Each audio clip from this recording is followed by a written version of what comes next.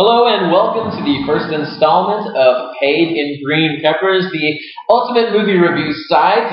My name is Patrick Hite, and this is my good buddy, Shane Aden, and I don't know if I'm your buddy after watching this movie. Now, I, in all fairness, I recommended this film. It's called CATMAN Lethal Track, or actually the version we watched is called U.S. CATMAN in Lethal Track, I believe, which, whatever. I'm not sure it makes a lot of difference. I don't think it makes any difference at all, except they felt the need to, maybe release this film in another country, simply calling it CATMAN Lethal Track. So they felt the need to put U.S. CATMAN. So we knew that he was an American, even though he's actually played by an Australian, and then redubbed by some other fellow they felt the need to pay. I'm fairly certain there are like 3 people on the entire film doing all the voices. This is like watching the old Filmation He-Man, where just everybody sounds exactly the same. Yeah, really that's true, because watching this film, I felt it very difficult to keep the characters separate, not only due to the fact that many of the voices sounded the same, but many of the characters actually looked the same. That's because you're a racist and you can't tell Asians apart. Well, I'm not. For the record, I'm not a racist, but I can see where you would think that, because I was very confused watching this film. Actually, I'm not sure it was a film. I think it was a film someone stole, and then we can add 7 minutes of different footage, and it'll be something completely different. None of this had anything to do with anything. It was a little random, which brings me to my next point. This film was produced by Joseph Lai, or Lai, L-A-I, however you pronounce it. I'm probably saying it wrong. And directed by Godfrey Ho. Even though when he did this film, he was using the alias Alton Chung, which I'm assuming is an Elton John kind of a ripoff kind of thing. I don't know, maybe he thought that sounded more American. I don't know. Maybe he just didn't want his family to know what he was involved with, because they were less ashamed of his porn career than this. The shame factor, that probably came into play. So, this Joseph Lai and Godfrey Ho, I did a little research. I like to research these films a bit after I watch them, put myself through these films, if you will. Apparently these guys have collaborated on just a boatload of films, mainly through the decade of the 80s, right up until around 1990. They would take these little known, like this one, for instance, was made in Thailand. At least I'm led to believe it was Thailand. So they took a film, I'm assuming it was a full-length film at some point, chopped it to pieces, shot new footage, maybe, what would you say, maybe 15 whole minutes of CATMAN footage in this film? I thought I was just joking, so that's actually what they did. They did. They took an existing film, I don't know if they stole it, paid somebody for the negative, or what they did, but then they reshot. If they paid, they overpaid, no matter what they paid. I don't think they paid much. Okay. Maybe they fed them some, I don't know what they did. Green peppers? they paid them with green peppers, exactly. But they did. They shot this new footage and inserted it into this film, which really did neither. I don't know. The film that existed before was probably better, even though after watching this, you may not agree, because it wasn't much of a film to begin with. Yeah, I don't agree. And the new footage, like I said, maybe 15 minutes of actual hero footage. So, it's like watching 2 films. It's a schizophrenic nightmare. Yeah, there's zero connection to these films. Do you agree? I absolutely agree. The only connection they had to the first film is they mentioned the Church of the Siva, or whatever it was, at one point at the end of the film, and that was it. Well, see, that was the connective tissue that held the 2 pieces together. Yeah, like a rotting zombie. Like a rotting zombie, because in all reality, none of the characters in the CATMAN footage ever interact with the characters from the pre-existing footage from the Thai film. That's because people from Thailand had too much pride to want to wear acid-wash jean jackets. And in all fairness, that's true, because none of them did. Now, the CATMAN footage is riddled with villains wearing acid-wash jean jackets, and a multitude of patches affixed to these things. Like you said, there was a Honda patch in one scene. I mean, just all these, I don't know, I guess they thought that that's how gangsters dress. I lived in the 80s, man. There were patches and there were pins. We did that. We didn't do this. I'm not sure what they were going for. I don't know. I don't know what the. I don't know if that was something to do with the director. Technicolor Nightmare. Is this what they probably were going for? Yeah, okay. maybe so. Because that's another thing about this film. It's very dark. It's a dark film. Yeah, I was watching the credits and I'm fairly certain the director of lighting was Helen Keller. Director of photography, Stevie Wonder.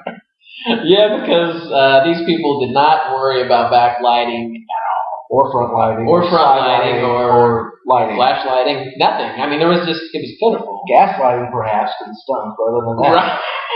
The Catman footage, in its defense, is somewhat brighter than the original Thai film because it's mostly taking place in this wooded jungle type area, I guess.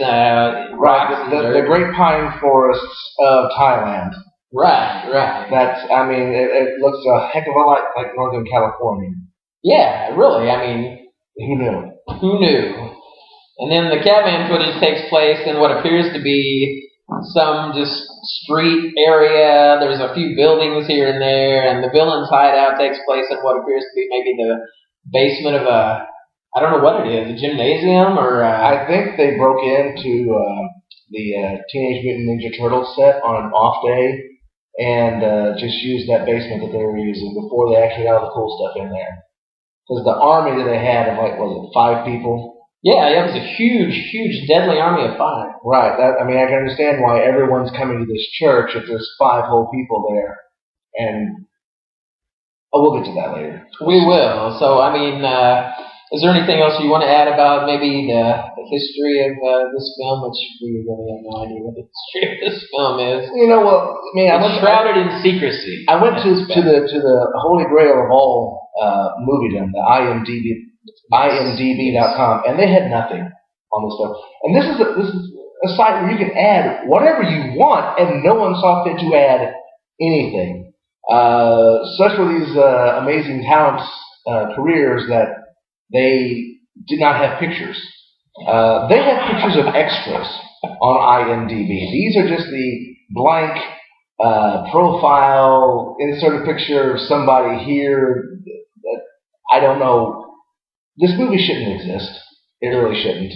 And I'm not sure it does, in all reality, because in researching it, you pretty much ran into a brick wall. I went through probably 10 different websites, some of them even from Hong Kong, and what I was really looking for was I wanted to find out what the original title of the Thai film, which they destroyed, was called, so that maybe I could find a copy and look at it and see if it made a little more sense, I guess, but I had zero luck with that. So that leads me to believe either no one has any idea what this film was called, or maybe it was something that was never even finished, and the guy just scraped it up off the film room floor and just said, "Hey, that would explain the quality of the film and the quality of the acting, just everything, really, pretty much." Yeah.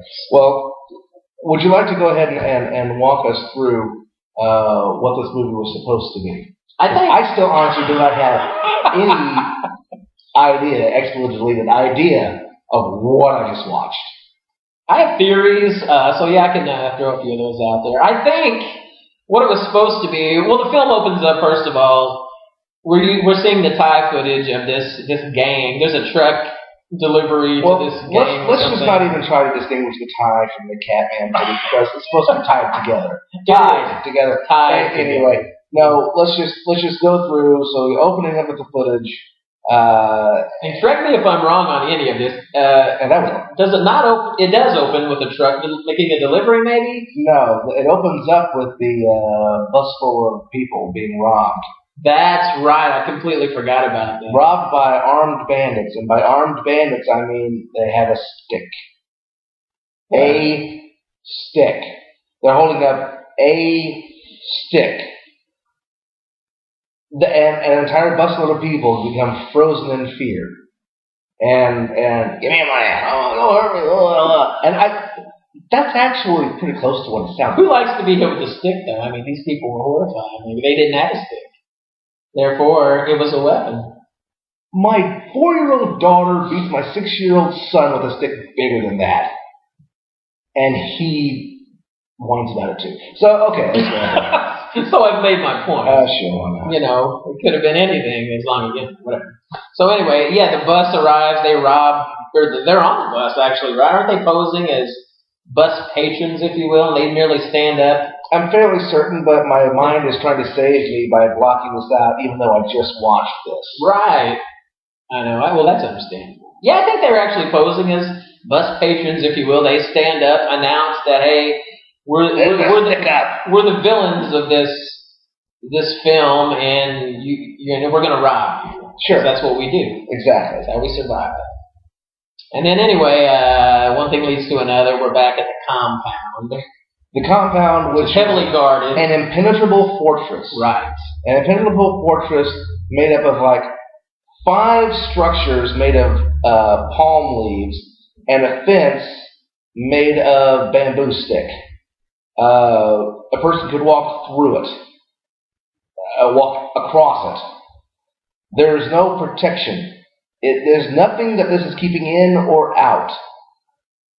And I don't understand why even bother having a fence if there's no reason to have a fence. Maybe they have pets or cattle or something like that we didn't actually see in the film, but they don't want them scurrying about. The 9-foot gaps, I understand, would be way too small for a head of cattle to go through. Maybe they're elephants. Yeah, because the elephant couldn't knock over that 16 ounces of bamboo. They're very tame elephants. Sure, okay. Dead elephants, perhaps. Maybe this compound, the reason they didn't feel the need to really make it an impenetrable fortress is because they had this reputation already of, whoa, we don't mess with these people's compound. These are the villains, and we don't dare cross through this gaping hole in the fence because sure. They may, pay the prices. Right. I can understand the intimidation factor. Right.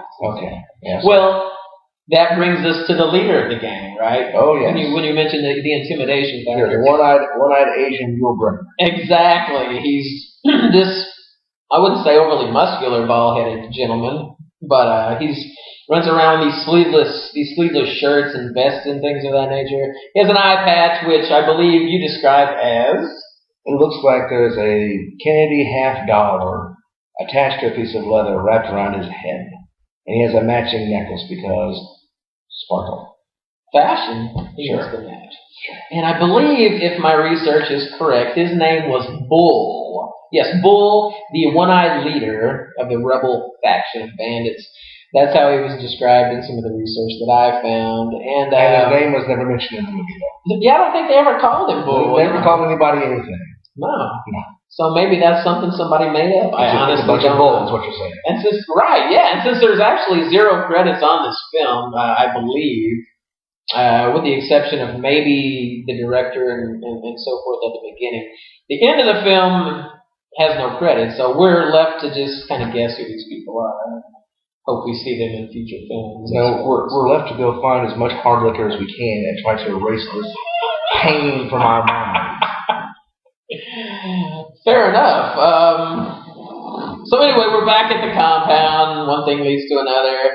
There's some plot where they kidnap some general, I believe. Well, when we first the compound is brought in.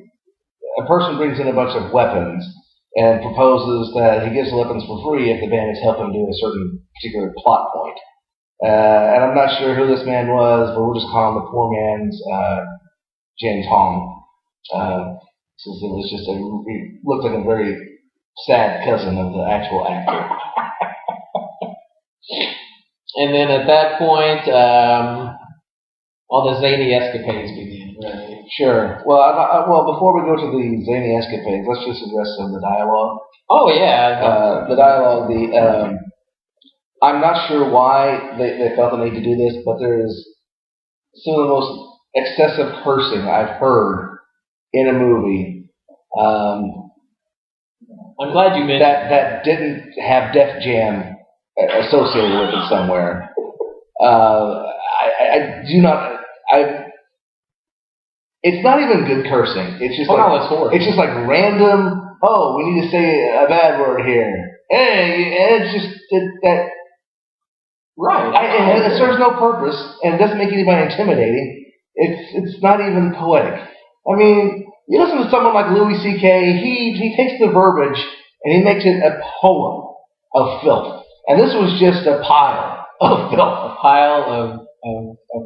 That is exactly what it was. But it's as if the writer, if there was an actual writer, I don't know, whatever, somebody had to have written this at some point, I guess. They were using the cursing as this connective tissue to connect all the pieces together. Not well, mind you. I'm fairly certain whoever did this, that English was not the first, second, or third language. Yeah, I don't think so. Yeah. I think they just had a list of curse words that they felt villains would probably spew, and then they just randomly inserted these things. It's almost like the Star Trek was the movie, the third one, was that where we got the whales and they went back in. Oh, right, the whales, yes. And Kirk did not know how to curse, and he was using the wrong word in the wrong context. That's what this was like. That is just what. But less funny. Right. Well, yeah, because generally when I watch a horrible film, I find myself chuckling periodically, at least. This film, I was just sort of stymied by the whole fact that it existed. First of all, somebody paid money to release this. I know. I can almost guarantee you this film never had a theatrical release. I'm sure it was one of these straight-to-video deals, which these guys, Lee and Ho, were pretty much notorious for throughout the 80s. Well, I'm fairly certain that that was their career, because in the 80s was that whole direct-to-deep tape market back then, and you could make tons of movies. I mean, Golden Globus made a ton of. Well, I have people here. Isn't that interesting? We'll pause this for a moment. We're back. All right. Where we were just getting ready to talk about the wacky adventures. Oh yeah, the wacky adventures in this film. I mean, I would love to sit here and say, man, this film is just packed to the gills with amazing special effects, awesome fight scenes, and just all kinds of really just cool things.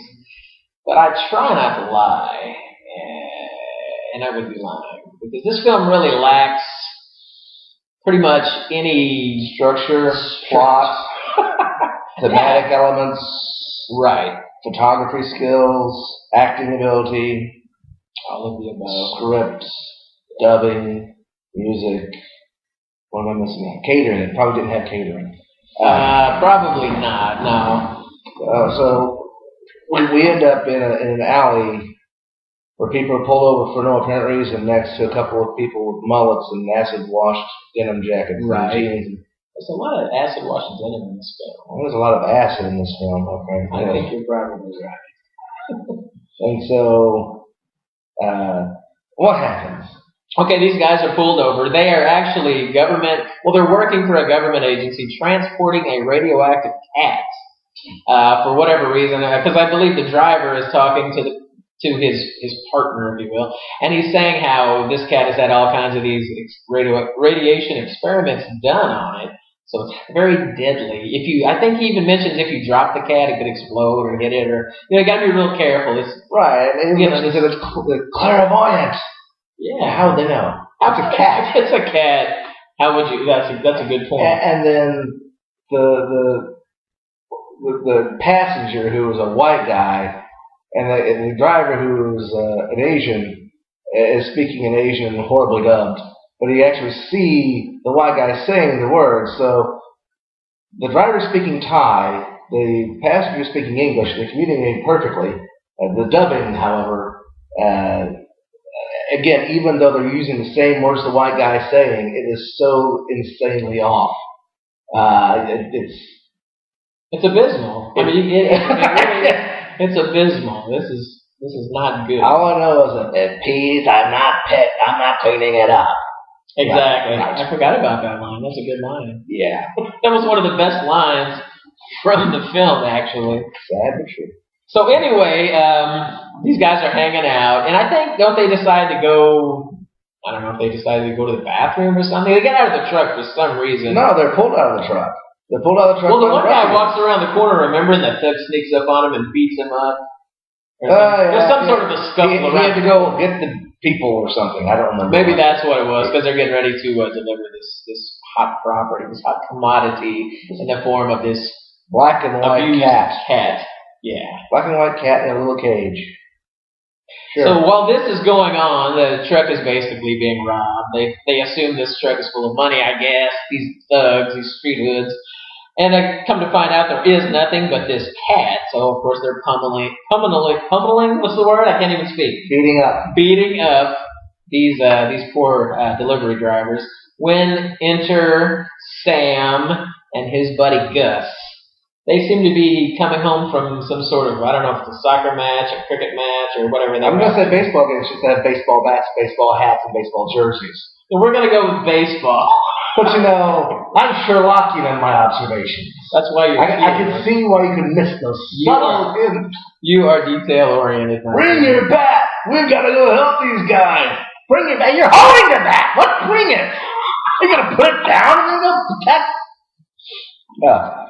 So anyway, they see these poor guys getting beaten within an inch of their life. They don't call them as guys. They use just some random verbiage. Right. They're blanking these blankers. Oh, we got to blank them. Andrew Dice Clay didn't even speak like that. I mean, come on. No, that's true. This film is just riddled with profanity for no reason. Of course, Andrew Dice Clay now just says, buddy, you got to die. I mean, let's be honest. That was horrible, but hilarious. That's why we've been friends for decades. Okay. So we got Sam and Gus coming to save the day. Yeah, the white men are going to beat up the other white men. Right, in the acid-washed jackets. Correct. And they do, and they scuffle for a bit. Well, let's just talk about that for a second. Sure. Let's do that. So you've got, we'll just call him Thug Number 1. And who's the guy who didn't get the superpowers? Which one was he? The short guy. That would be Gus. Okay, so Gus comes up with a baseball bat and smacks him in the back of the head with a baseball bat. And the thug's reaction is to turn around and grab an empty beer keg. Why is there an empty beer keg next to a radioactive cat? I don't know. That doesn't seem safe. He throws it. That does not seem safe at all. I'm just thinking, how hard is this guy's head? If he can withstand a crushing blow from a baseball bat. Because most of the time that would end in murder, I think. Or at least brain damage. Concussion, brain damage. Yeah, you know. Nigh on death, sure. And then there's a horrendous battle sequence between people. At which point, so Sam? Sam? You mean the future Catman? Future Catman. Oh, did I give away a spoiler? I hope I didn't. Sorry. Yeah. He gets thrown into the cage, or back against the cage, and this cat, after some clever editing of someone shaking the cage and the cat bouncing, apparently, as he put it, scratched him. Right. He had this really... But he had a huge tear in the back of his shirt. Right. And a gaping wound. Yes. Okay. This was a cat. A kitty cat. Not a Wolverine. Right, not a leopard. This was not something that... I've had cats. You know what happens when a cat scratches you? You bleed under your shirt stays whole. Yeah. There might be a couple holes there, little tiny ones, that you can't see. Yeah, your biggest clue that you're bleeding is when the blood starts pouring down your leg because cats are evil. Well, now do you think... I'm going to play devil's advocate for a moment. I wish I could speak today. What if the cat... I blame the Mountain Dew. Or did I mention that I was attacked by a dog coming to this today on my way down? Your dog or a different dog? No, it was a different dog. Actually, I was driving down the interstate when my cheesy hot dog exploded, and actually, that's why I have mustard all over my shoulders today. So, dog attack. I'm okay. It's okay. I just thought you walked under a pigeon. That's what I was afraid you were going to think. So I had to get that out there. So you lied about making up a hot dog, so you did walk under a pigeon. I did walk. Yes, okay. We're going to go with that stuff. It's more exciting. Okay. Curse you, pigeon. Yeah, I mean, it's a better story than I'm driving down. I'm just like a sloppy eater. And I'm eating it. First of all, the greasy roller grill hot dog for breakfast. At breakfast, that's with mustard. I mean, it's your breakfast of champions. Right. That's why. Yeah. Of course, I guess after Rooster eats Wheaties, I mean, let's see what happened to him.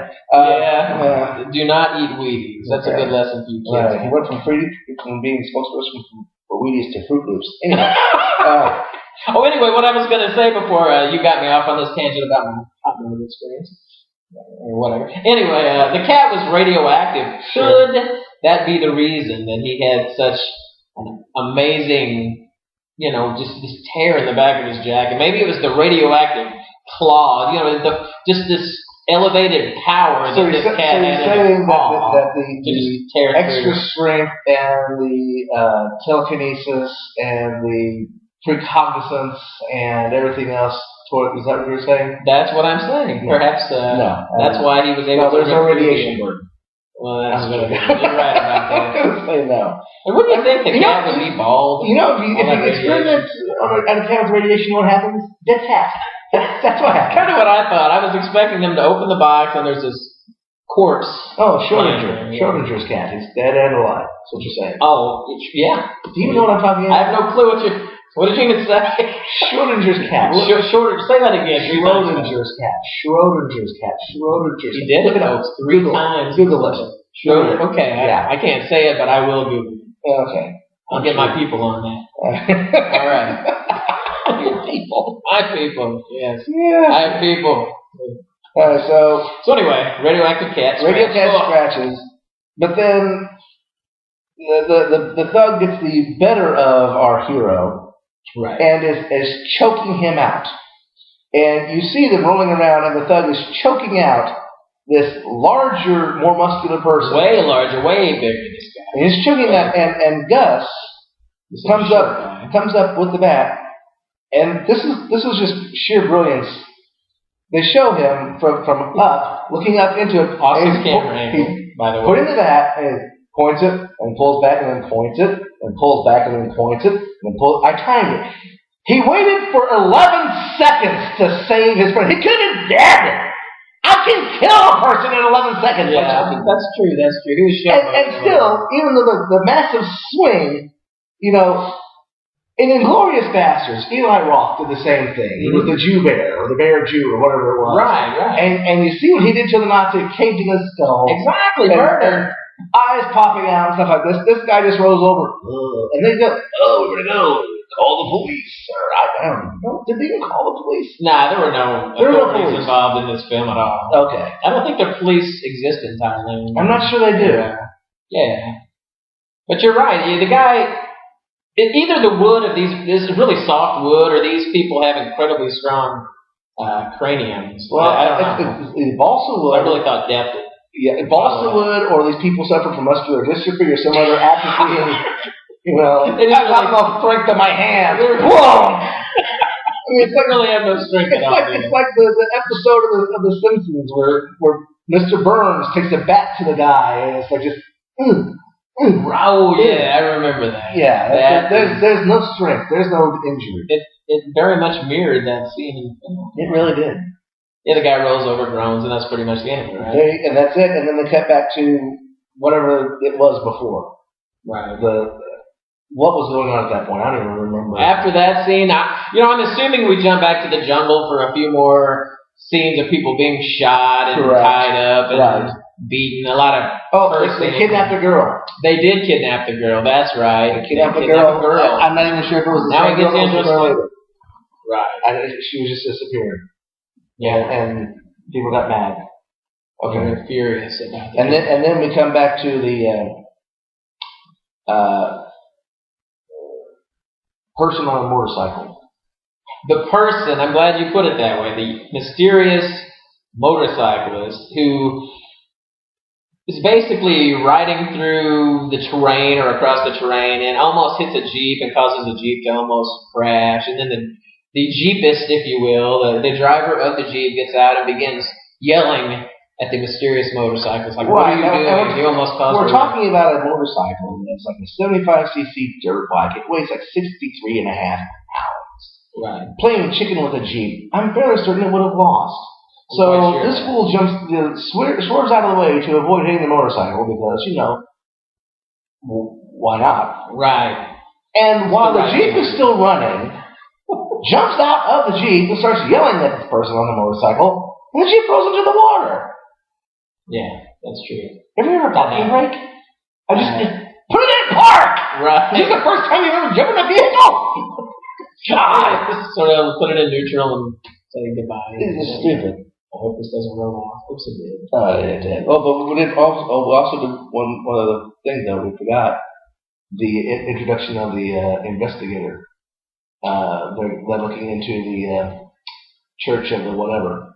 Right, the Church of Cheever. Sure, Church of Cheever. And the investigator, what was his name? That is a fantastic question. What was his first name? Was the poor man's Adrian Paul. There you go, because I have no idea what his name was. Yeah, again, this guy looks enough like Adrian Paul's, narcoleptic cousin to get by with it. Yeah. So, but we'll go back to the young fella, as everybody keeps calling this person. And let's just go ahead and do the spoilers. You want the spoilers? Sure, let's do spoilers. Yeah, we'll make it interesting because whoever did the voices, there's like one female voice doing all the female voices and maybe two people doing all the male voices. Right. And there are at least 4 females in the film. And they all and the young fella is obviously a girl's voice. Oh yeah. I mean, it's like you're trying to be androgynous, you're trying to be mysterious. You're disguising yourself as a boy, which is never explained. And no, it never is. Other than perhaps this she was like a pioneer in the gender transfusion thing that's going on now. Could be. It is Thailand, after all. It is Thailand. And so Land of mystery. Land of mystery, and when she goes to the hotel after riding into the hotel on a motorcycle, because that's what people do. Right. She didn't. She couldn't find a spot. The hotel whore is throwing herself at her. Later on, pretty much rapes this person. Yeah, they made a connection. I mean, you think you'd find out that perhaps wasn't the guy during the rape, but apparently it didn't matter because the next scene there after that, there's all sorts of weird, I'm gonna say, quasi-romantic music. I don't know. Well, sure, that's all right. Oh, sure, why not? So, and then they were the ruffians come in. And there's a fight in this hotel /bar/restaurant /one of 3 sets. And after the fight, the villains are told to, and this is a quote, skedaddle. Jimmy Cagney would not use the dialogue that the villains use in this film. That's true. Again, 4th, possibly 5th language.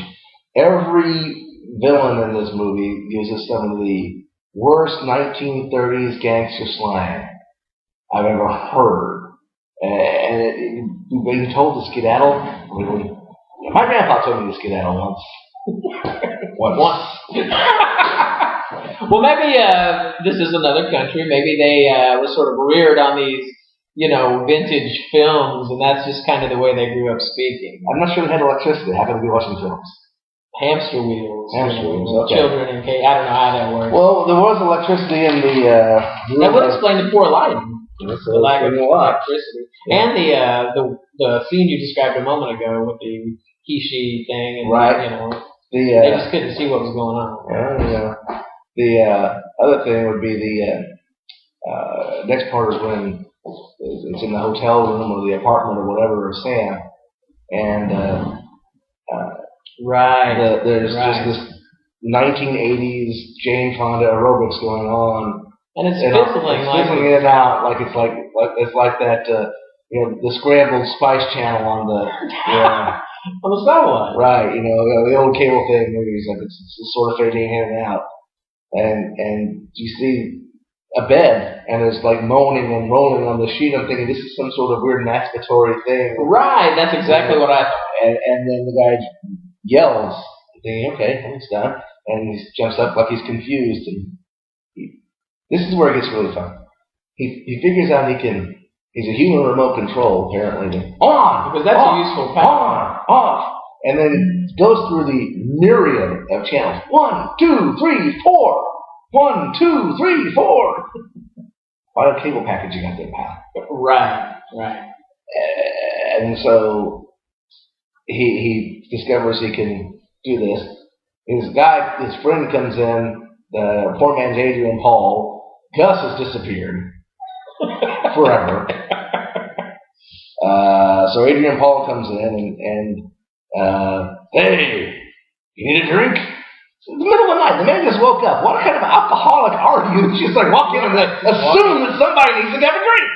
Exactly. And no, I get these strange powers. And of course he doesn't believe them because that's always how it goes. Right, so he lights a cigarette with telekinesis, or pyrokinesis rather, and punches a hole in the wall, or there goes your security deposit. Right. And we're going to tell everybody, no, I don't want people staring at me. Well, you didn't grow a tail! Right, because let's be fair, he looks exactly the same, except he has these heightened... I'm not even going to say heightened abilities, because he didn't have these abilities to begin with. He has these extraordinary abilities. Yeah, he can light a cigarette, and he can change channels on TV, and he can punch through a poorly constructed wall in Asia. Which really, I'm not sure any of those things are actual powers. I think you may be right. I think you may be right. I don't know how secret he really was. And another thing about that is these are supposed to be cat-like abilities that he's developed, which I have never seen a cat punch a hole in the wall. I've never seen a cat put a cigarette on fire unless the cat itself was on fire. Right. I mean, if you got a cat on fire, you can catch it. Yes, you can light a cigarette off of it. But other than that, no. Before it blacks out, that's right. Well, even after it's blacked out, you can still use it. As long as it's still smoking. Yeah, so I guess that's true. Well, at least if it's on fire, it's going to be blacked out. But now the TV remote control, I've never seen a cat. First of all, I've never seen a cat physically walk up to a TV and change a channel because they're way too lazy for that. But especially with their mind. Have you ever seen a telekinetic cat? I have not. But here's this guy is scratched by a cat. Right. And gets these abilities. Exactly. Stan Lee would not have written this kind of crap. The man who said, oh, if you're getting bitten by a radioactive spider, rather than dying of radiation poisoning, oh no, you get spider abilities. Spiders don't have powers. They have hair on their legs that keeps them from sticking in things, and they spin stuff out of their butt. And again, Parker didn't get that. But This guy gets scratched. Now, even if you go through the incredible, LSD-induced hallucination Stan Lee was suffering from, where he thought, if you get bit by a spider, you should be able to climb walls. That'd be groovy. His words, not mine. Right. That's very hip. That at least says, an injection of venom. If a spider bites you, it injects venom into your system. Now, and maybe this cat had some sort of, poison sacs inside of his claws, much like now he's like kind of a snake. It was never explained. And we never learned what happened to the cat. Did the cat just lay in his van and die? Did anyone give this cat any water? What happened to the cat? I would say... Or did he use his psychokinetic powers to break through his cage and go conquer the world or something? I would suppose that's a possibility. Do you think that cat invented the internet, which is why all the cat videos are so popular? Wow. That just blew my mind. That is amazing. You may be right. That's the cat. Sure, that's the cat. That is the first cat video. What if, now this would make more sense to me, as far as his powers go, Sam's, I mean, not the cat's. Well, the cat's out of the picture. Maybe he could have developed these claws or something and do something with where retractable claws like a cat. Yeah, or his fingernails could have morphed into like some sort of retractable claw. His eyes could have turned into a vertical slit instead of the round pupil that we had. Right. He could have had a raspy tongue, which are a sandpaper tongue. The sandpaper tongue, which could have been very we're not getting into that. Anyway, he could have developed the ability to sleep 23 hours a day and poop in the box. Right. These are things that I would have thought. The writer he could have just thrown his body hair just everywhere. Oh yes, the ability to shed, and then hack up his hairballs all over the place. These are all great ideas, none of which were utilized in the writing of this script. Maybe when we write the sequel. Oh, there is a sequel, and we'll probably be reviewing it at some point. How about the third in the trilogy? We'll write that one. All right. We will save this series of films because something has to be done. Well, all we have to do is just go to some movie house in Southeast Asia and just walk away with the film, what they're going to do. We're twice as tall as them. Even you. Ooh, that was hitting below the belt. It'd be very hard to do. That was bad. To the ground. Yeah. Not good. You went there. But so did this film, and that was not good either. So anyway, he gets these abilities. He's just woken up in this sweaty pool, demonstrated his powers, which made no sense to his short friend, who, by the way, had just been hired on as a CIA agent. Did you catch that part? Saw that. And then in one of the later scenes, I believe he's talking to his chief, and he says, "You're the best agent I got. We're going to send you out there." And it's like, you were literally just hired, and you're the best agent these people have on hand. So I didn't understand how he climbed the ranks within a matter of days, maybe. Well, this was made in 1990, and so I'm assuming this is during the cuts to the Central Intelligence Agency. Okay. So he was maybe the only agent they had. Well, no, that didn't happen until 1992 or 93 when Clinton was elected, because Bush Sr. was a CIA operative, so we had a hell of a lot of spying.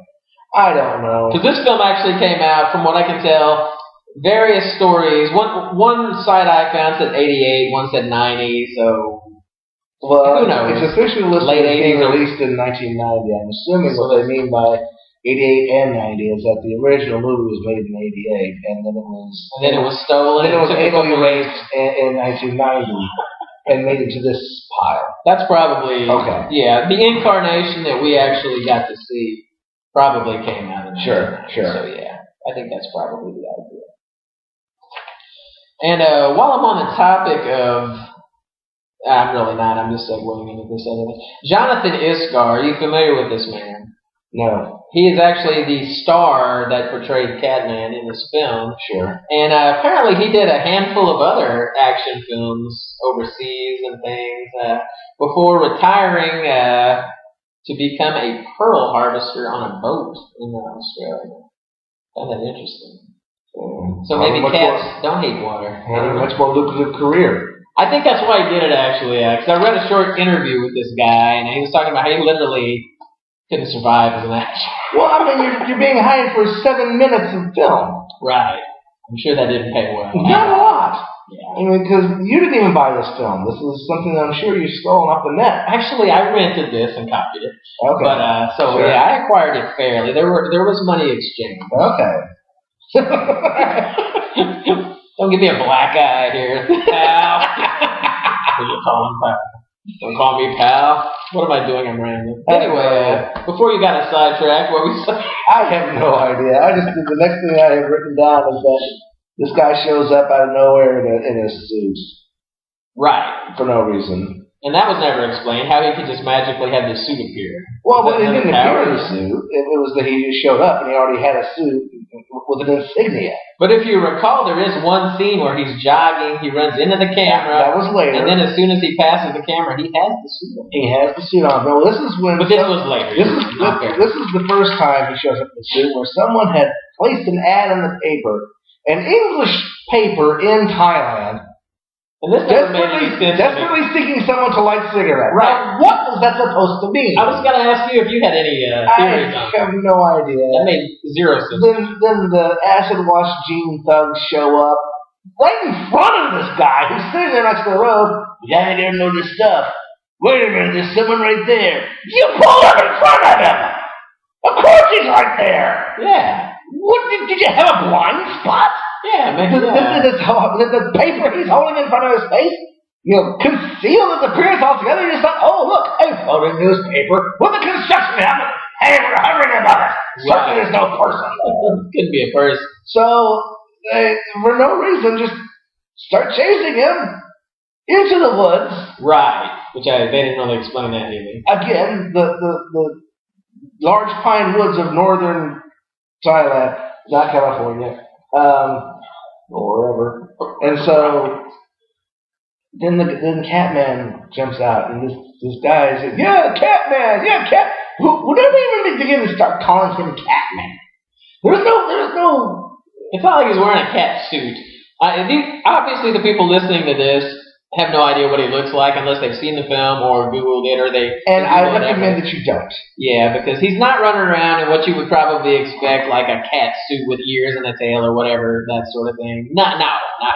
No, he's wearing just a black jacket and black pants and has what appears to be the old people's sunglasses that go around your normal prescription glasses. Right. And a little yellow thing that has a cat on it. Like a really crude drawing of a cat. And almost like it's supposed to be like the bat symbol because it is a yellow background and the outline of a cat running sideways. Right. Because that strikes fear in everyone's hearts. It's not good. It's very similar, if you think about it, to the old, I think it was maybe Rayovac batteries that had like a black cat. Exactly. That's exactly what I was trying to think that was. Yeah, I'm sure they didn't just take it off of a package and put that on there since they had such a budget. Right, because that would be wrong. Right.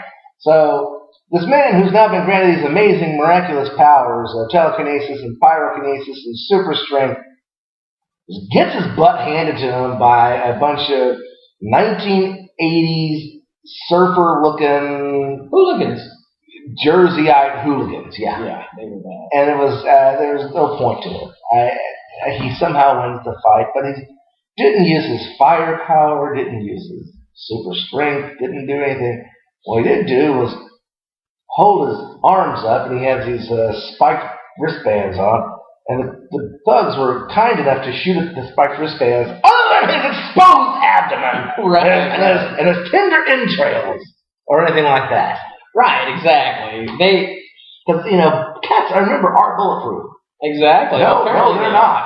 No, they're not. We won't know why I know this so well, but they're not. I won't ask. Yeah, I fear the answer. Well, you don't want to know. But I couldn't tell you. The statute of limitations is enough. Yeah, that made no sense to me, the bulletproof thing. And were the wristbands supposed to be bulletproof? I don't know. They were just leather wristbands. They were just leather wristbands, unless the bullets were bouncing off the metal spikes. Okay, maybe. But of course, if you don't have dense bone structure, you're just going to shatter your wrist. Yeah, Even if your skin is bulletproof, your wrists are going to shatter from the impact of these bullets. Well, we all know how strong radiation-treated bones are, too. Yes, not at all brittle. That's why everyone in chemotherapy gets a cape and starts flying around beating up people. Exactly. Because radiation is our friend. Exactly. It's not to be feared at all. Exactly, Stanley. Yeah, I'm sure that's worked out well for him. Don't listen to F kids. That's not true. So they throw an unlit stick of dynamite at Catman. Yeah. And part of it is not just disintegrated in the overwhelming explosion. And Adrian Paul and Catman are like, oh, it's got a logo on the top of it. We need to take this back and analyze it. Take it back to the cat computer. Now suddenly he's Bruce Wayne. And that's exactly what I thought. 2 minutes ago you're in a one-room apartment that made a New York flop house look luxurious. And now you have a cat computer? Yeah, right. I'm fairly certain if you have a cat computer, it's like one of those old-fashioned DOS-running Macintosh that you stole from a 7th grade classroom in 1986. Floppy disks? Floppy disks. Run the floppy disk over this and see what you do. I don't know. Yeah, I don't know how useful that would be. But I don't think it proved to be that useful anyway, did it? Oh, you never saw it? Yeah, he mentioned it. And the only thing they couldn't even figure out where it was coming from. They had to ask a bum who hassled them out of a cheeseburger, coffee, fries, and apple pie. Now, that's a hard bargain, I understand. Particularly when you buy everything from a 7-Eleven, a 5-star restaurant. And it was indeed a 7-Eleven. It was a 7-Eleven appeared in this film. Probably not. That's a good product placement right there. Probably they had knowledge of the fact that they were appearing in this film. More than likely not. But they do, in fact, appear in this film. So they give the bum, like I only assume it was like 38 cents worth for the food because, and they're mad about it. You're just really giving it to us. You better give us some good information. Yeah, he broke the bank there. How sell the cat computer and be able to buy something? Sell your baseball bats, anything. I mean, the bum sort of gave them what they wanted. I mean, he sort of directed them in the right area as to the hideout or something. Because I mean, it proves lucrative to them eventually because they find They do find a place. Well, they already know about the church because the investigator has been going in to infiltrate and blank it up, according to his boss. Infiltrate. Now, he never infiltrated a church. Right, that's true. He just walked around with a guy in a black suit. Right. His partner. Quotation marks around that. And so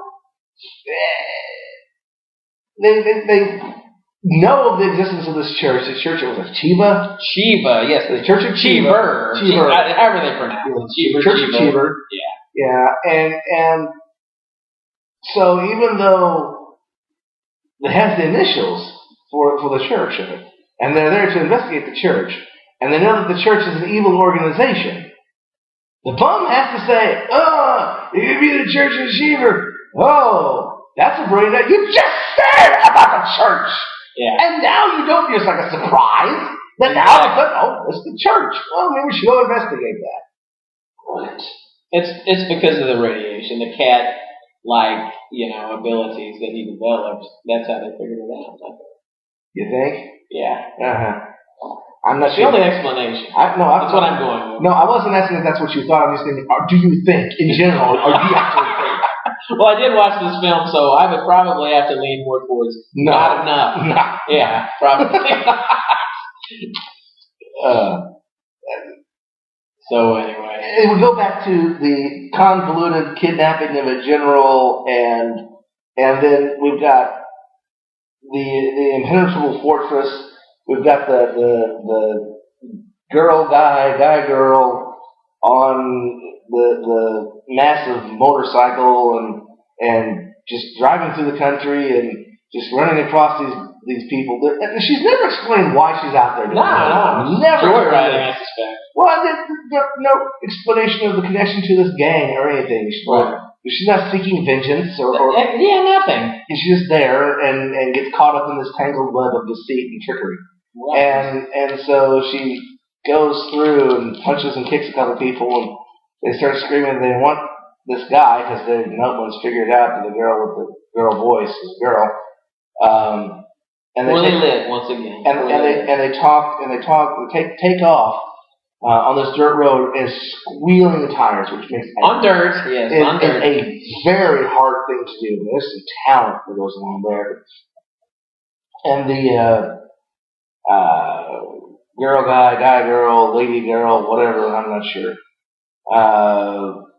is going away and pushing this motorcycle as fast as it can go at a good 25, 30 miles an hour,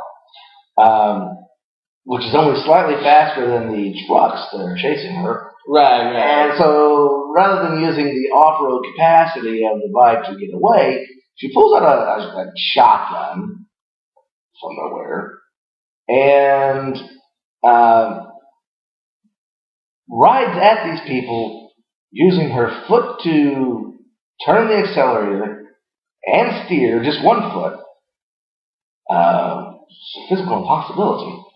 And then starts shooting a shotgun. Now, I'm a gun guy. And I'm looking at all these guns that the villains have, which are 38s and 32s. They're not exceedingly powerful things. And the shotgun is a wonderful weapon at close range. She's shooting these guys from like half a mile away. Do you know what happens if you shoot a shotgun at someone half a mile away? Tell me. They laugh at you because they didn't get close to them. So what you're saying is it's a magic shotgun. I got you. Yeah, and particularly when there's only one shot and there's two holes that appear separately in the glass, bursting out of the glass on the truck, coming at her. There's a boom, it bursts out, not in, as if she would be shooting at the car. Right. And it bursts out in two different places from being shot at by the shotgun from half a mile away. I do have a possible explanation for all of these things you just talked about. In regards to the acid flashback? That would be a great way to explain this entire picture. I think so. Call it a picture. But no, I think the gun had been treated with radiation, just like the cat. The gun or the cartridges? Actually, probably the entire everything, the arsenal itself. Everything had been irradiated, including the motorcycle. It irradiated everything. Right. So that explains the sort of, if you will, abnormal ability. And if you recall, Hiroshima had a whole outgrowth of superheroes and amazing abilities after World War II ended.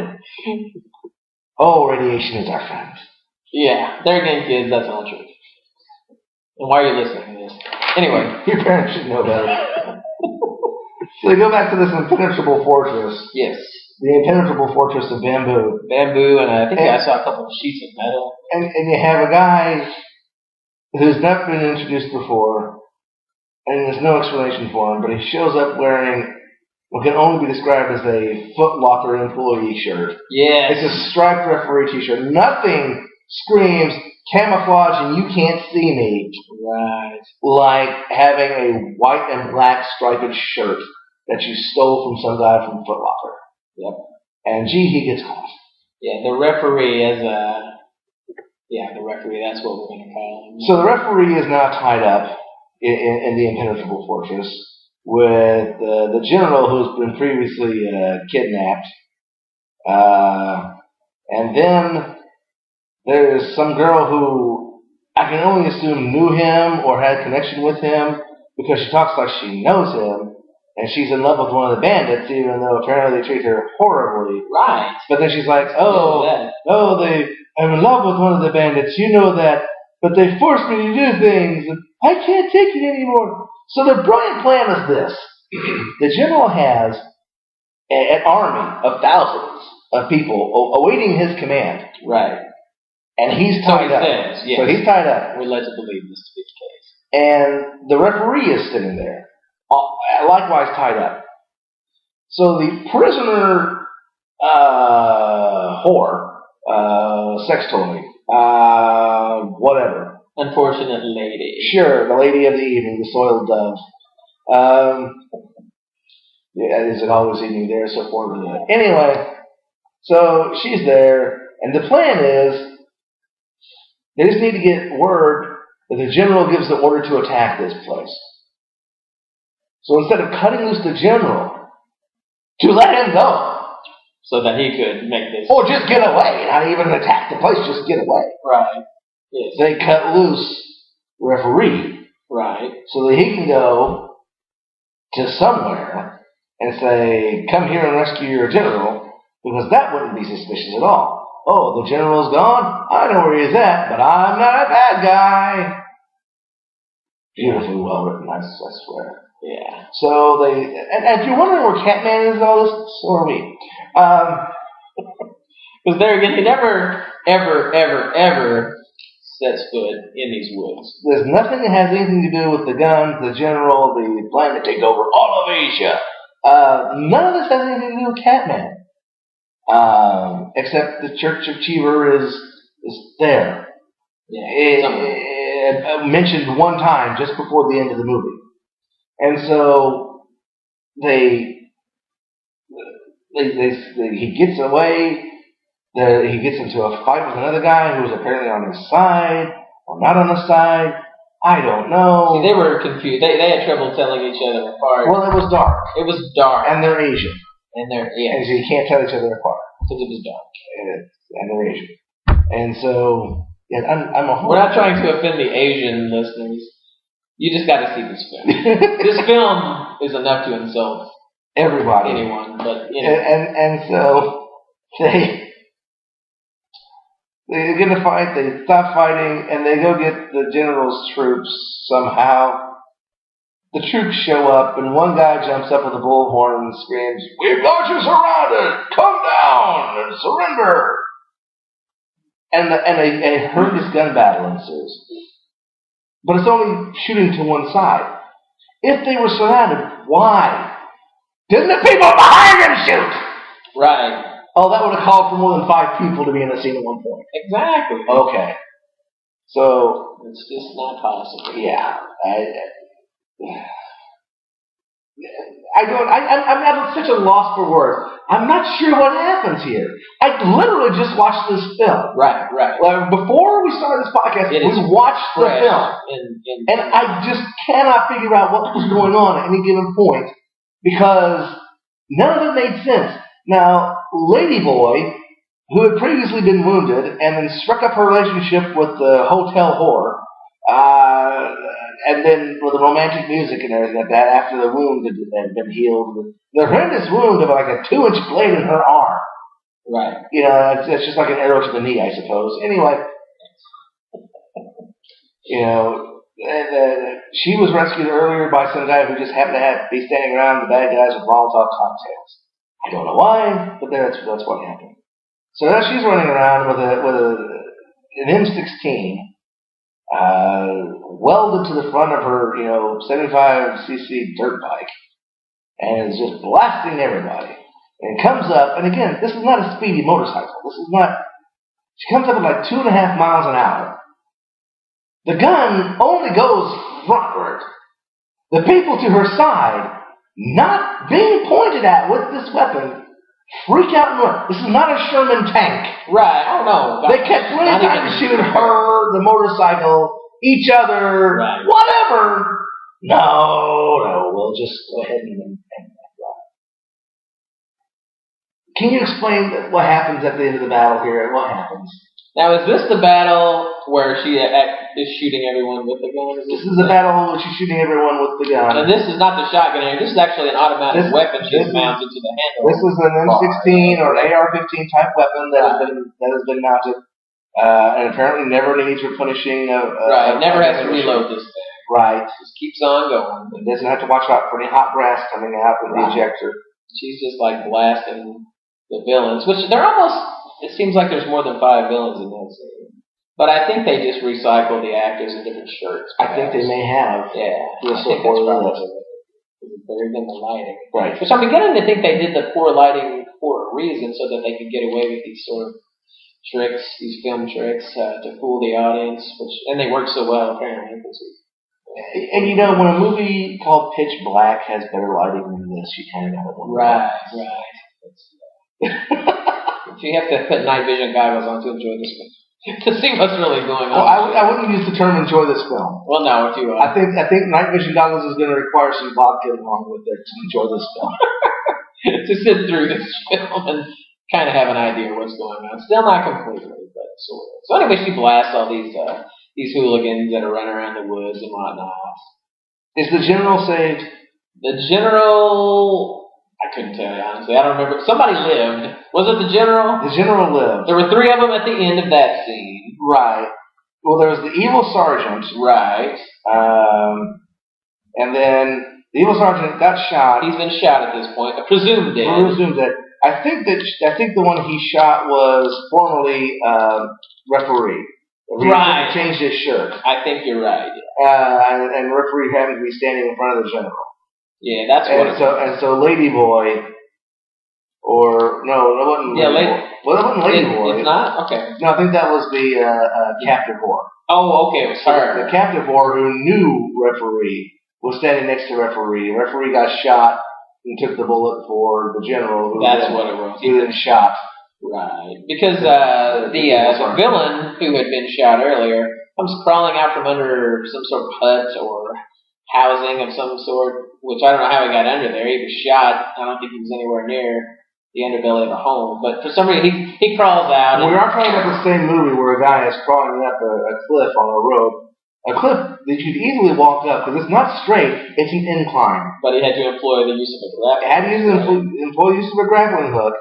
And then shot straight to his side to shoot a man who was standing on a flat plane. Yeah, That's got some odd terrain there in Thailand.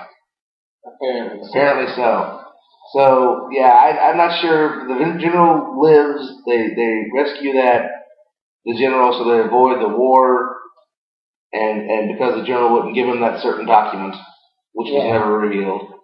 And then we go back to CATMAN. Oh, you almost forgot the most important part of that scene. Again, how much have you had to drink? Is this why you enjoyed this movie? You're drunk now. I need to take a breathalyzer, sir. It's Mountain Dew, I assure you. Yeah, Mountain Dew or something else. Yeah, the old Mountain Dew, the kind you get from the hillbillies in Appalachia. Hillbilly shine, I believe they call that. Exactly. Well, the most important part of this scene, after referee dies, we go back to the general, or not, the evil villain guy that just crawled out from under the the villain that crawled out from under the house and shot the referee. Okay. And he has a request. Oh yes, the request. Yes. After betraying his country, trying to thrust the entire continent of Asia into a destructive war, looks up at the guy who shot him and says, my plan was so perfect, I don't understand how it failed, but could you put me in a military graveyard? I'd really like that. And then he dies. And then he dies. So I'm going to betray my country and my countrymen and everyone around me, and my plan is to kill untold billions of people. But I'd like my rotten thinking carcass to be tossed into a hole designated military.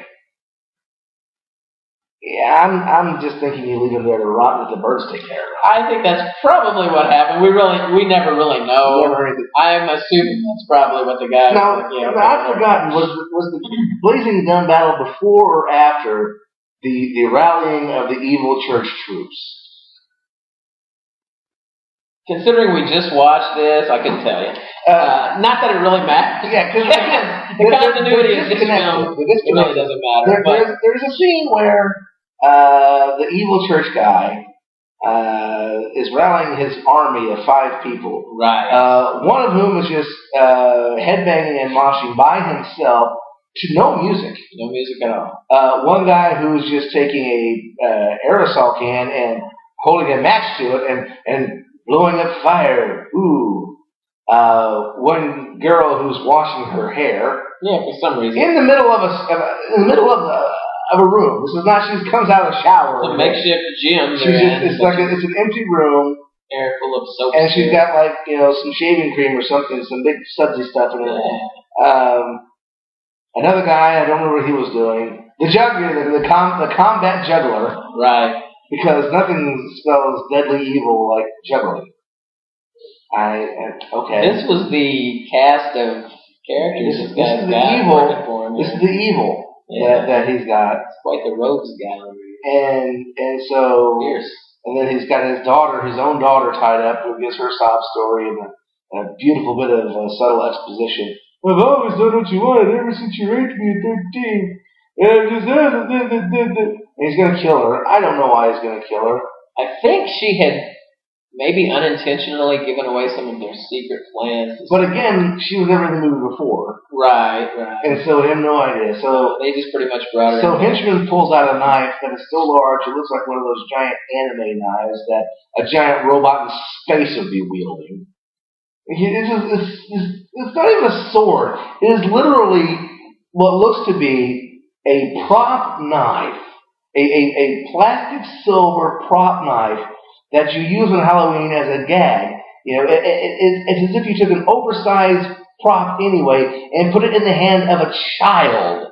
And this knife was so large it could not be concealed, and yet, like Highlander, pulls out the whole sword out of his from his ass. Bunghole! Whatever he was wearing there. So he pulls up this thing, and then CATMAN, having had no idea that anything was going on, swings in and rescues rope.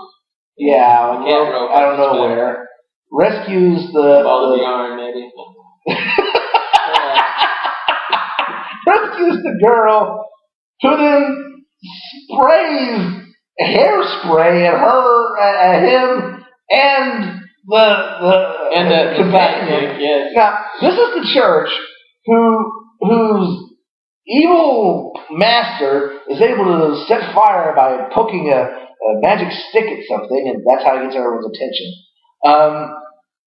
And it's talking about we have to kill everybody and destroy and sacrifice everything to our dark lord, the devil, and that's God's work, and all that stuff. And they've got the 2 heroes incapacitated, and what did they do with them? Well, they did not kill them. They absolutely did not murder these 2 heroes in cold blood like any other group of bandits would probably have done to, get them out of their hair. What they did was, well, actually, you cut to the next scene. You're outside. There's a road, a highway, I suspect, just some abandoned road in Thailand, I guess, or wherever they actually filmed the footage. Yeah, wherever Thailand. Giant spray-painted circle with a message, something to the effect of "Do not mess with Cheever or something, and they're just laying here, randomly laying in. And it's not just a circle. It's a target. It's a bullseye target. It is a bullseye. And it has numbers as if, they're point system. 10, 20, 30. For some reason. Right. And they're just laying there. They're just laying. They wake up. They're fine, unharmed. They haven't been beaten or anything. Or stabbed or shot or neutered. No, yes, they've not been there. Catman is intact, as far as we know. You think that they were released neutered Catman? I can assume he wasn't, because he didn't have the cone of shame around his neck. That's true. There was no cone present in that scene, and he still had his fancy garb on, the gear, the glasses, all the gear, really the wristband. What was their reaction? What was their reaction? They just pretty much woke up and didn't seem too fazed by the whole thing to me. And they looked at each other and said, "Oh yeah, don't mess with Cheever." Yeah. Well, they didn't say mess. Well, it was a little more colorful than that. Right. And that was it. That was the whole thing. Very anticlimactic. Well, you'd think that if the villain would have done something, it would have been better than just sticking him out on the road with a target on him. It makes you wonder why they wrote the scene that way. Why would they not? I understand why they didn't kill him, because then they couldn't finish the movie properly by the big giant finale that this movie after watching this, I kind of wish they had killed him there. It probably would have been a better ending. It certainly would have been a better ending. Yeah. Because after that, they wake up. They come across They come across a woman walking down the street. So they say it's a woman. You'd have to be blind to think this was a woman. This horrible Halloween wig. It looked like a monkey. It kind of shuffled along like it looks like this was this huge giant afro wig that covered up everything, and then Slash had less mess of his hair in the 1980s. Yeah, they must have paid like a nickel for this thing. It was horrible. Yeah, and so hey, let's ask this lady where we're supposed to be, because there's a huge meetup of the evil empire. They're expecting 200,000 people. 200,000 people. This is the positive thinking that this Father Cheever has about his gathering that he has planned. He expects about 200,000 people. Everybody come and call our toll-free line. Toll-free number. He's advertising on the television. A toll-free number to call for information. I suppose for directions to this shindig, which and then they don't know where it is, even though they've been told where it is. So they show up and they don't know where anything is. They ask what the thing is, lady, and it's the same bum who took them out of a cheeseburger. And they're pissed. They're still pissed at this poor guy, homeless man that they thought may have been so bad shape they thought he was dead. Right. And now they're mad that they actually ordered him a cheeseburger, fries, apple pie, and a coffee. There's some loving Christian value right there. Exactly. We're out at $1.50. I'm mad. Right. There's no compassion. Pretty selfish. Yeah. And they continue to ask the hobo-esque character where the gathering is taking place. We know you know. Tell us where. And he points. Over there. It's over there. It's taking place over there. And one of the last lines of the scene is, he's been brainwashed. He's not going to tell us anything. Well, he just kind of pointed and told you. It's pretty much right there if you will look. My thought would be to look for the 200,000 people. Well, yes. Yeah, that would probably be a sign that there's something going on. You got that many people. Of course, we know there were not. There were not 200,000. There were probably 5. The same 5 people we've been seeing. Same 5 people over and over. No guests showed up to this thing. So they go back to the Great Pine Woods of northern Thailand / California. Right. And somebody's been doing laundry because there's just rope between trees and what looks to be bed sheets just kind of hanging there. Yeah, like they're just homeless. And they're just really they've done their laundry. It's drying, and Father Cheever, the villain, is sitting there in his little prayer stance, in his sweaty, almost looks like a priest outfit of some kind of a purple sash around. Right, and ponytail. When Catman and his friends show up, and something happened. Yeah, his friend shows up, and Catman approaches him, and he points his magic stick at this little bowl of fire, and it sort of jumps towards Catman, not anywhere near him, really, but enough to cause him to jump back and fear. And again, so here we go. Because cats hate being burnt. Apparently, they don't like that when you burn. Well, I can't say from personal experience, so I'm not going to tell you the details, but yeah, I know that. There again, I won't dig any deeper. That's what you shouldn't.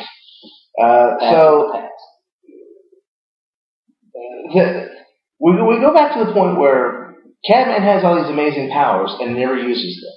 Yeah. We have a guy who previously has demonstrated the ability to create fire out of nothing. Just poof, set something on fire. Right. And rather than using any of the extraordinary powers granted to him by his radioactive cat scratch, yes, he doesn't use that. No. Rather than the villain saying, "Oh, you remember I can make things on fire. Poof, you're on fire, and now you're the old monk from the cover of the Rage Against the Machine album, where you're self-immolation." No. He poofs something at his foot and then runs. Right, he did. He did do that. I'm not sure that really counts as being very villainous. More cowardice, really, than anything. Yeah. Yeah. And of course, Catman's not in a suit at this point. That's right. He's wearing his civilian clothing. And then during the chase, I think I like the suit better, actually. During the chase, he runs toward the camera, and you have that whole classic where the character runs directly. The camera's at chest level. He runs into the camera, and then as he leaves the camera, your camera's pulled back from his back. He's now in his costume.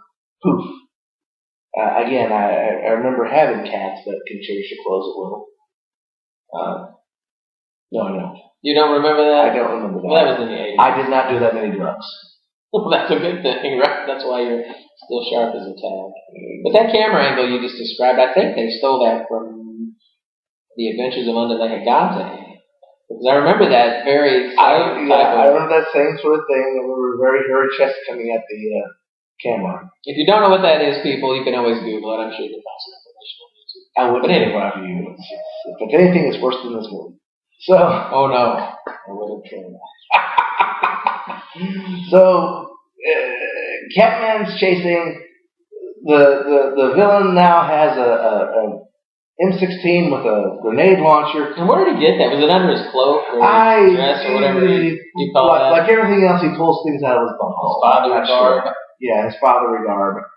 And so he... Do not smell that gun. He's blasting the grenade launcher. Now, you don't actually see the grenade launcher shoot, because that would require a budget. Right. What you do see is him acting like he's going to shoot it. You cut away, and then they have multicolored smoke grenades going off around the heroes who are running away because they're so heroic. Right. And so it's like they stole the pyrotechnics off the Power Rangers TV set. Yes. Because everything is multicolored smoke. Red and blue, yellow. I've seen grenades go off. They don't look like that. They're usually not beautiful. They don't move straight up. They mostly like explode and tear your entrails out with shrapnel. Yeah, that's usually. And so rather than it's a little more than just kind of a turn. It's like, oh, I should maybe go left a little bit here. And a grenade goes off that close, so you usually kind of lose your way. Yeah. These were not very good grenades. Bleed out. I think he bought these at the local fireworks stand because these really were just more like smoke bombs. They really were. And yet somehow one of them killed Adrian Paul. Right. He ended up dying.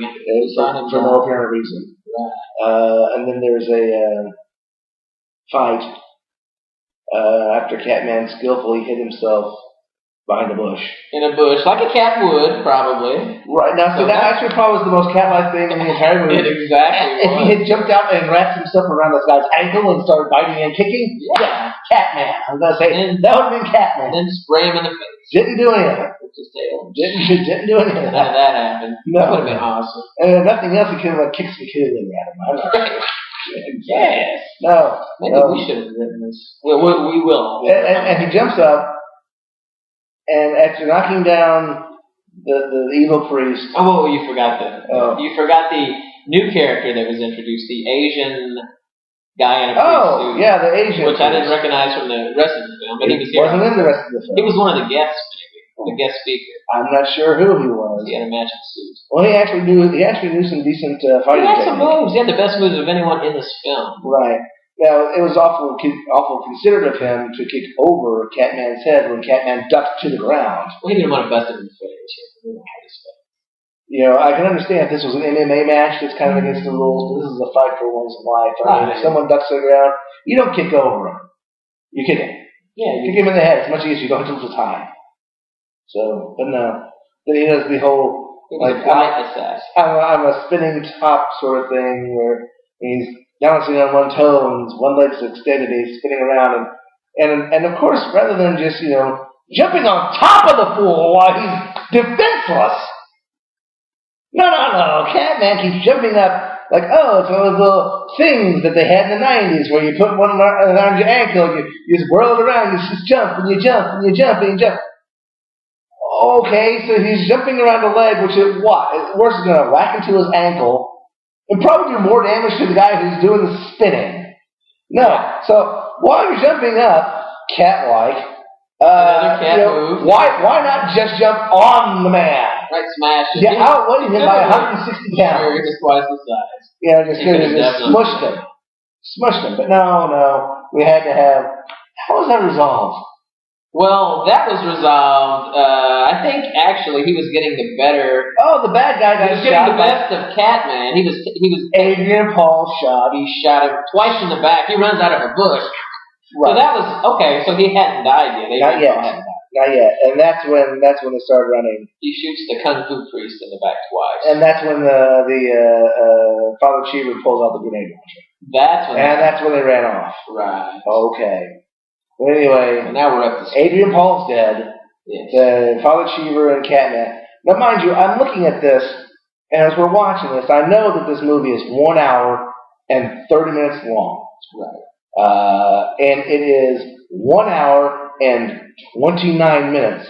And it's now come to the big climactic scene between Catman and we think what I'm thinking? Well, this last minute's going to be amazing. Well, no, what I was thinking is that you gave me a bad copy and like the last 10 minutes were gone. Actually missing. Yeah, and I'm thinking, this is going to be interesting. An excuse you're going to give me? No, he knocks down the priest and pulls off a sticker off of his glasses, the old people glasses, and flicks at this guy like a booger. It doesn't penetrate his skin. It sort of just landed on his jacket. Like a booger! Yeah, just sort of whoosh, landed on his jacket. And what happened? He died. The end.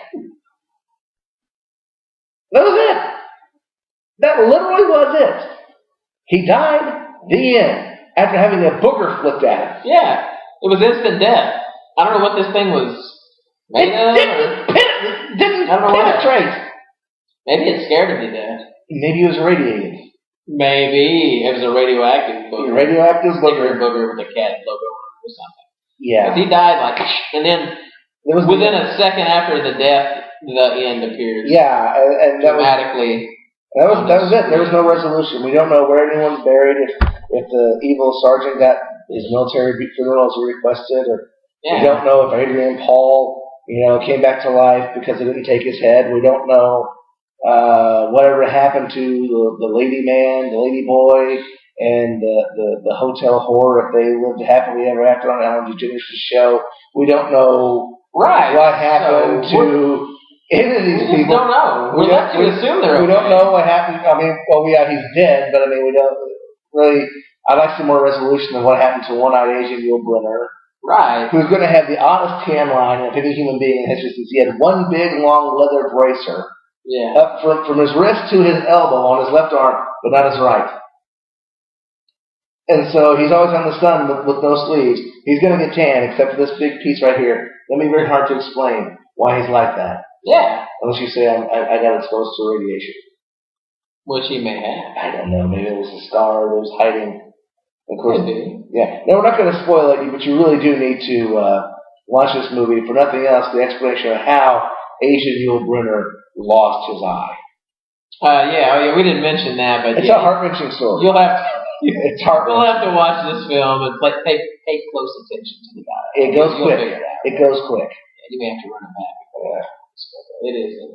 So I'm assuming the people that lived, the few that did actually live, will be in the sequel, which we haven't seen yet.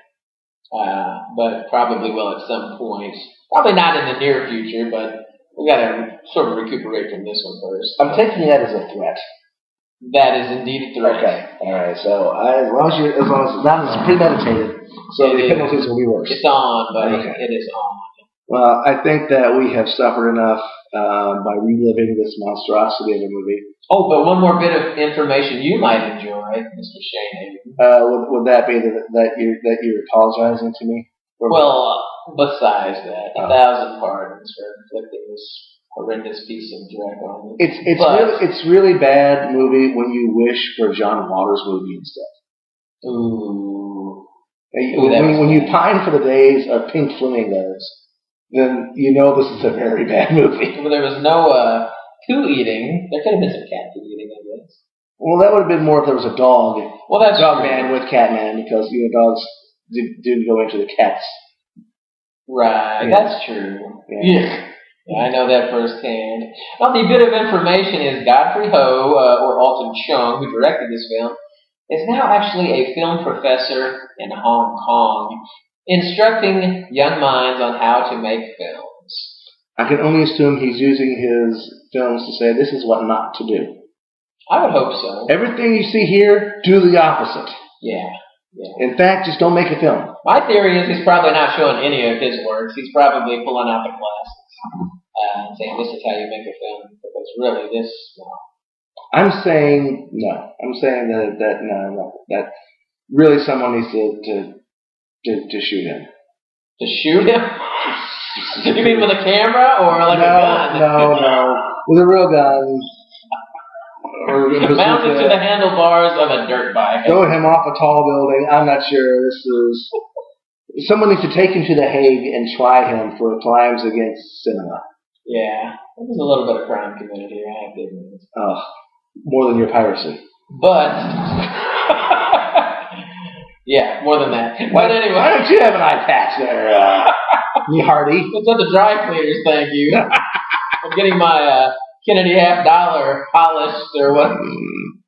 Actually, mine was a different. It had the chick. What was the chick that was on the? Never mind. I can't remember. You know, like Captain Harlock. No. I mean money. There was a coin that came out that had a woman on it. Oh, Susan B. Anthony? Susan B. Anthony. That's what I am brandishing on my trivia. Naga hide. Mine's not leather. It's actually Naga. You are, in fact, the trivia king of money, aren't you? Money? What's that? We don't know. You know why? I get paid in green pepper. You get paid in green pepper. And on that note, sir, I appreciate it, and thank you all for listening, and here is your green pepper.